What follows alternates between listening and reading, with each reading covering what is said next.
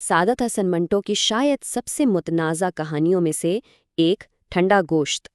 یہ ایک ایسی کہانی ہے جس نے تقسیم ہند کے دوران ہونے والے تشدد کو اس کی نفسیاتی گہرائیوں تک جا کر بے نقاب کیا۔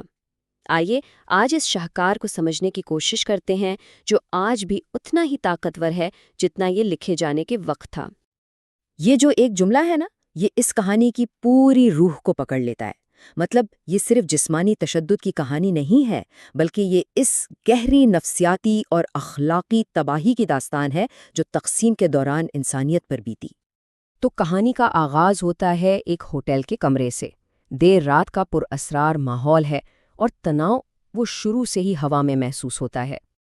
یہاں ہمیں کہانی کے دو مرکزی کرداروں کے بیچ ایک شدید تضاد نظر آتا ہے۔ ایشر سنگھ جو 8 دن بعد لوٹا ہے، بالکل خاموش ہے، اپنے ہی خیالوں میں گم اور اپنی کرپان کو مضبوطی سے پکڑے ہوئے ہے، اور دوسری طرف ہے کلونت کور، ایک طاقتور عورت جو جواب چاہتی ہے۔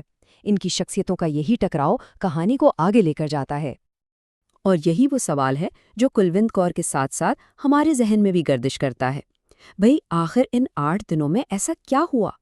ایک ایسا مرد جو کلون جیسی عورت کے لیے بہترین سمجھا جاتا تھا، وہ اب ایک ٹوٹا ہوا سایہ لگ رہا ہے۔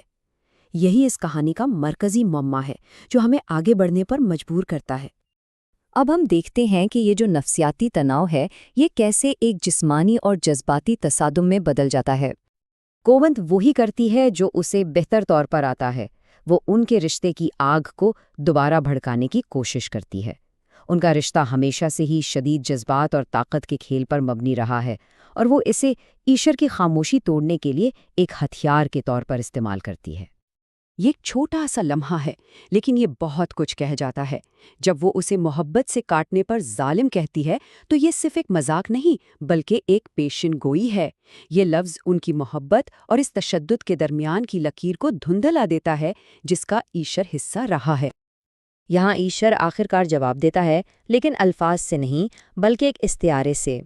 وہ تاش کے کھیل کی تجویز دیتا ہے جو ان کے جنسی تعلقات کا کوڈ ہے، اور اعلان کرتا ہے کہ وہ اپنا کارڈ کھیلنے یعنی اپنی مردانگی ثابت کرنے کے لیے تیار ہے۔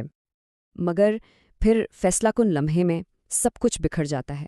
ایشر ناکام ہو جاتا ہے، اور یہ صرف ایک جسمانی ناکامی نہیں ہوتی، یہ اس کی روح کا مکمل خاتمہ ہے۔ وہ آدمی جو تشدد اور طاقت کی علامت تھا، اب مکمل طور پر بے بس ہو چکا ہے۔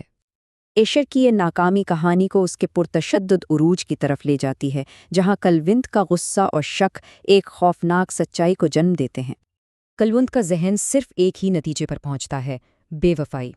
اس کے لیے ایشر کی ناکامی کا مطلب صرف یہ ہو سکتا ہے کہ اس نے اپنی طاقت کسی اور عورت پر خرچ کی ہے۔ حسد اور دھوکے کے احساس سے بھری وہ وہی کرپان اٹھاتی ہے جو ایشر کی طاقت کی علامت تھی اور اس پر حملہ کر دیتی ہے۔ اور جب ایشر کا خون بہنے لگتا ہے تو سچائی بھی باہر آ جاتی ہے۔ وہ ان 8 دنوں کی ہولناک کہانی سناتا ہے: ایک گھر پر حملہ، 6 لوگوں کا قتل، اور آخر میں ایک خوبصورت لڑکی کا اغوا جسے وہ اپنے ساتھ لے گیا۔ اور پھر کہانی کا سب سے مشہور اور چونکا دینے والا موڑ آتا ہے جب اس نے اس لڑکی پر اپنی ہوس پوری کرنے کی کوشش کی تو اسے احساس ہوا کہ وہ ٹھنڈا گوشت تھی، ایک لاش۔ اسی ایک انکشاف نے اسے اندر سے توڑ دیا تھا۔ کہانی کا اختتام ایک خوفناک منظر پر ہوتا ہے۔ جب ایشر مر جاتا ہے تو کلونت اس کا ہاتھ پکڑتی ہے اور محسوس کرتی ہے کہ یہ برف سے بھی زیادہ ٹھنڈا ہے۔ استعاراتی طور پر وہ خود ٹھنڈا گوشت بن چکا ہے۔ تو اس ہولناک انجام کا اصل مطلب کیا ہے؟ آئیے اس کے گہرے معنی کا تجزیہ کرتے ہیں اور دیکھتے ہیں کہ یہ کہانی ہمیں تشدد اور صدمے کے بارے میں کیا بتاتی ہے۔ یہ کہانی کئی گہرے موضوعات کو چھیڑتی ہے۔ پہلا، تشدد کی نفسیاتی تباہی کہ یہ صرف جسم کو نہیں روح کو بھی توڑ دیتی ہے۔ دوسرا، مردانگی کا خاتمہ، ایشر کی نامردی اس کی پرتشدد شناخت کی موت کی علامت ہے۔ اور آخر میں یہ عورتوں کو محض ایک شے کے طور پر دیکھنے کے معاشرتی رویے پر ایک سخت تنقید ہے جو تقسیم کے دوران معمول بن گیا تھا۔ اب آئیے ایک قدم اور آگے بڑھ کر اس کہانی کی سب سے گہری سطح کو سمجھنے کی کوشش کرتے ہیں، جس کے لیے ہم ایک خاص نظریے کا سہارا لیں گے۔ یہ تصور اوریجنری کوئرنس کہلاتا ہے۔ سادہ لفظوں میں یہ ایک ایسی ہولناکی کو بیان کرتا ہے جو انسانی فہم سے بالاتر ہو، ایک ایسی حقیقت جسے نہ تو بیان کیا جا سکتا ہے اور نہ ہی سمجھا جا سکتا ہے۔ یہ اقتباس اس نظریے کو بالکل واضح کرتا ہے۔ وہ مردہ لڑکی صرف ایک جسم نہیں بلکہ ایک ناقابل فہم حقیقت کی علامت بن جاتی ہے، ایک ایسی وہ جسے ایشور اور ہم بھی سمجھ نہیں سکتے، لیکن جس کا وجود ہر چیز کو بدل دیتا ہے۔ اور یہی کہانی کا مرکزی نقطہ ہے۔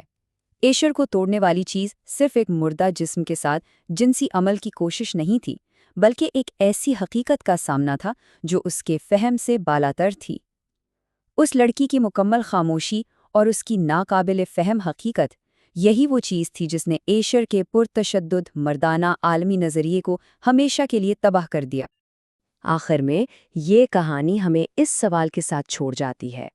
منٹو پر اپنی تحریروں کی وجہ سے فحاشی کے الزامات کا سامنا کرنا پڑا، لیکن ان کی کہانی ہمیں یہ سوچنے پر مجبور کرتی ہے کہ حقیقی فحاشی کیا ہے۔